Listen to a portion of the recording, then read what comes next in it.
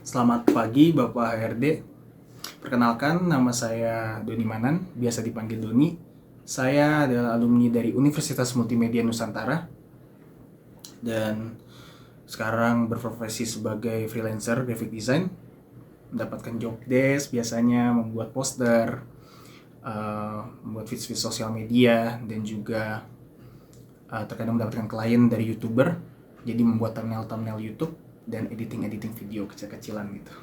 Dan saya sudah melakukan profesi ini kurang lebih 1 tahun lebih.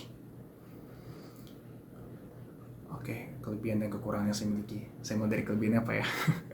Saya itu orang yang pengen belajar banyak lah kalau misalnya dibilang gitu. Kayak orangnya tuh mau tahu banget gitu. Eh, Suka dengan hal-hal yang baru gitu.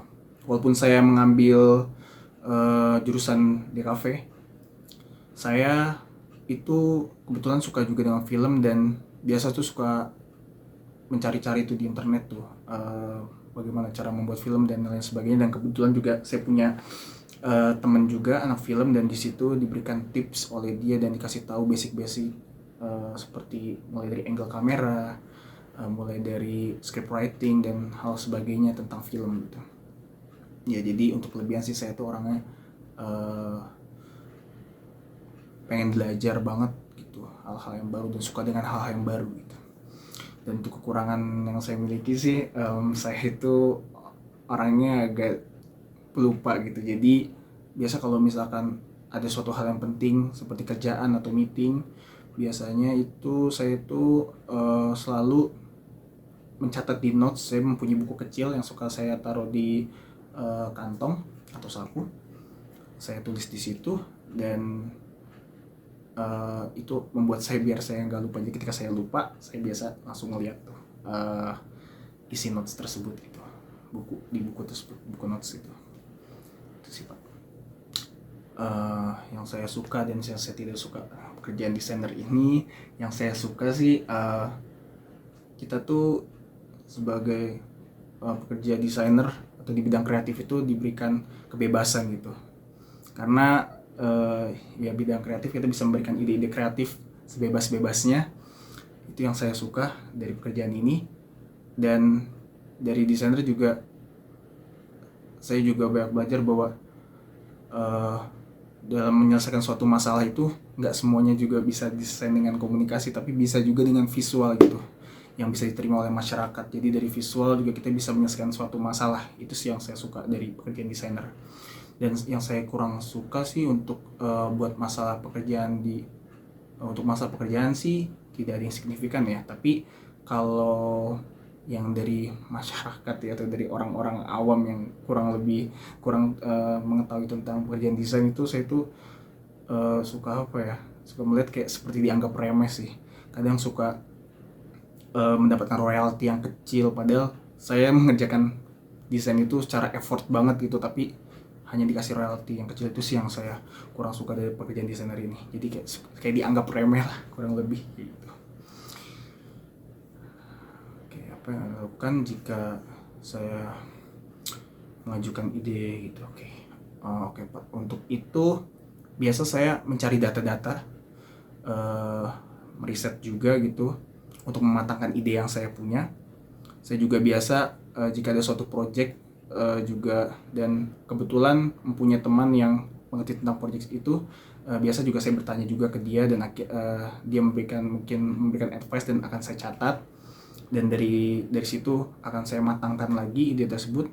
Dan ketika menurut saya sudah matang, sudah baik, saya akan menyampaikan project atau ide tersebut ke rekan-rekan saya, ke rekan kerja saya gitu.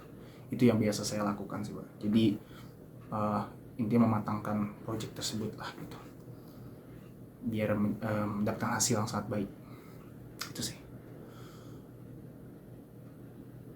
Oke, jika rekan saya memiliki keliruan atau melakukan kesalahan, dari sini sih sering banget terjadi sih. Dan yang paling utama sih komunikasi sih. Saya tuh kebetulan orang yang sangat suka banget berkomunikasi, senang banget gitu ngobrol. Jadi bila ada rekan yang mungkin dia melakukan hal yang salah atau keliru gitu, saya akan bertanya kepada dia, mengkomunikasikan gitu kepada dia gitu apa yang salah, dan akhirnya kita diskusikan bareng-bareng.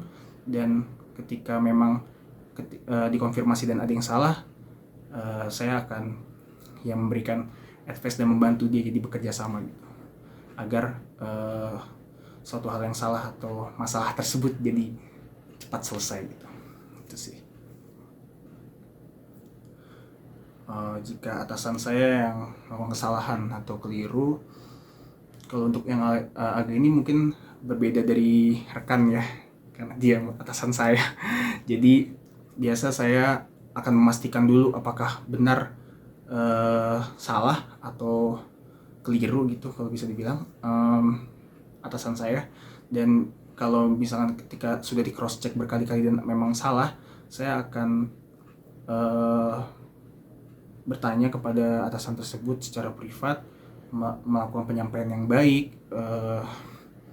secara halus gitu, dan akhirnya dikomunikasikan lah gitu. Maksudnya berkomunikasi dengan atasan saya di suatu hal yang privat gitu, dan akhirnya dari komunikasi tersebut semoga saya dapat menyelesaikan masalah atau kesalahan yang ada gitu. Itu sih yang saya lakukan.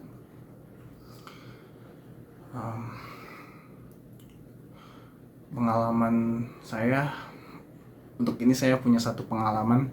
Saya dulu punya project, ada satu project membuat poster gitu dari salah satu